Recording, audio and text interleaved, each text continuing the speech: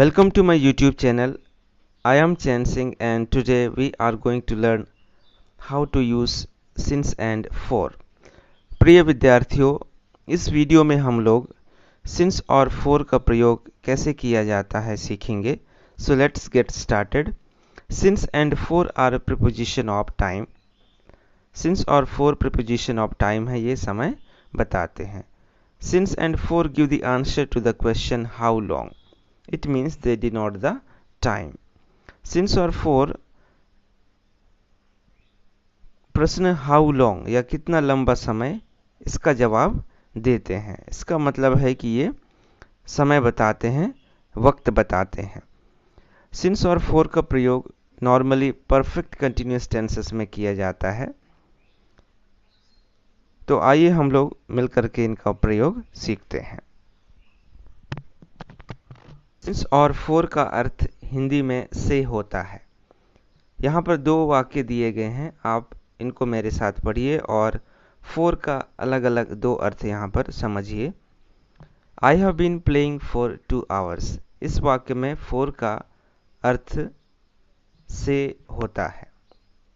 Second sentence, this pen is for you. इस वाक्य में फोर का अर्थ के लिए होगा. Now let's see the difference between for and since with examples. First, I have been teaching English for 10 years.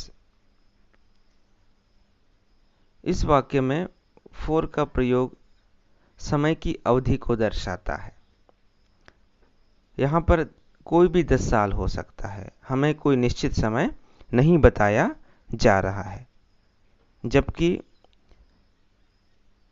I have been teaching English since 2011. इस वाक्य में 2011 से दिया गया है समय. इसका मतलब है कि हमें निश्चित समय बताया जा रहा है और काम के शुरू होने का स्टार्टिंग पॉइंट या समय हमको बताया जा रहा है. एक निश्चित समय बताया जा रहा है. तो यह स्पष्ट होता है कि for हमें अनिश्चित समय बताता है, समय की अवधि बताता है, जबकि सिंस हमें निश्चित समय बताता है और किसी कार्य के होने का हमें शुरुआती समय बताता है. यहाँ पे मैंने बताया है कि कोई काम 2011 में शुरू हुआ था और यह अभी तक चल रहा है, वर्तमान समय तक. इस वाक्य में काम किसी समय भूतकाल में शुरू हुआ था और अब तक लगातार चल रहा है. Now let's see the use of since and for. हम लोग एक एक करके दोनों में अंतर समझते हैं. Since point in time. Since समय का बिंदु बताता है, जबकि for period of time और duration of time समय की अवधि बताता है. Second difference, definite time. Since क्या हमें बताता है? निश्चित समय बताता है, जबकि for इंडेफिनिट टाइम अनिश्चित समय बताता है. Third, starting point in time.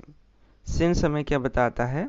Starting point बताता है, समय में शुरुआती बिंदु या काम की शुरुआती समय हमको बताता है. It defines when things started in the past and continuous until now. तो सिंस हमें बताता है कि कोई काम भूतकाल में शुरू हुआ था और अब तक लगातार चल रहा है, जबकि for हमें टोटल टाइम और ड्यूरेशन समय की कुल अवधि बताता है. for defines a period of time in the present, past और future. for हमें वर्तमान, भूतकाल और भविष्य के समय की अवधि बताता है. नाउ फोर्थ डिफरेंस, और यहाँ पे कैसे प्रयोग किया जाता है यह बताया गया है. सिंस का प्रयोग सिंस प्लस स्टार्टिंग पॉइंट या सिंस प्लस टाइम और डेट.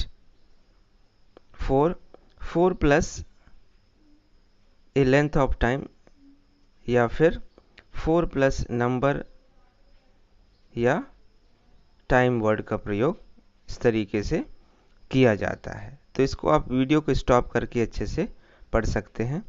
नाउ सिंस और फॉर का प्रयोग किन शब्दों के पहले किया जाता है जो हमें वक्त बताते हैं? तो let's read together. Since is used before 2 o'clock. It means since 2 o'clock, since 3 p.m., since Monday. इसका मतलब है कि हम दिनों के नामों के साथ में हम since का प्रयोग करेंगे. Since जनवरी, महीनों के नाम के पहले या उसके साथ हम लोग since का प्रयोग करेंगे. Since 2010, ईयर के साथ में. Since midnight, since morning, since last week, since yesterday, since last summer, since last night, since last month, since last year, since winter. इसका मतलब है कि हम सीजन के साथ में भी हम since का प्रयोग करेंगे. For is used before. For का प्रयोग किन समय बताने वाले शब्दों के पहले किया जाता है? For 2 hours, for 30 minutes, for 10 seconds, for half an hour, for a week, for 3 weeks, for 2 months, for a century, for a decade, for 5 years, for ages, for a while, for a long time, for a fortnight. तो इस तरीके से ऐसे कुछ शब्द आते हैं जिनके पहले हम लोग सिंस और फॉर का प्रयोग करते हैं. तो इस चार्ट को आप अच्छे से समझिए. Now let's see the example. इस टेबल में मैंने सेम वाक्य को मैंने सिंस और फॉर के साथ में उदाहरण के रूप में दिया है. तो इसको आप अच्छे से पढ़िए और जो डिफरेंस है सिंस और फॉर के प्रयोग में वो हमें क्लियर हो जाएगा. First, I have been teaching English since 2011. यहाँ पर स्टार्टिंग पॉइंट बता रहा है 2011, तो इसलिए सिंस का प्रयोग किया गया है. 4, I have been teaching English for 10 years. यहाँ पे ड्यूरेशन ऑफ टाइम दिया गया है 10 years. Second, we have been living in Bhopal since May 2019. यहाँ पर सिंस का प्रयोग किया गया है और स्टार्टिंग पॉइंट है May 2019. सेकेंड, फॉर का प्रयोग, we have been living in Bhopal for 12 months. यहाँ पर ड्यूरेशन ऑफ टाइम बताया गया है. Now let's see the third example of since. Ram had been reading since 8 o'clock. यहाँ पर स्टार्टिंग पॉइंट दिया गया है कि राम ने 8 बजे पढ़ना स्टार्ट किया और वह काम अब तक चल रहा है. Third example of for, Ram had been reading for 2 hours. इस वाक्य में समय की अवधि बताई गई है. हमें क्लियरली नहीं मालूम कि राम कब से पढ़ाई कर रहा था. Now let's see the use of since and for, and here 4 sentences are given here. So this exercise will be homework for you. I hope that this video might have given you the clear idea how to use since and for. You can give the answer of these 4 questions or quiz in the comment box also.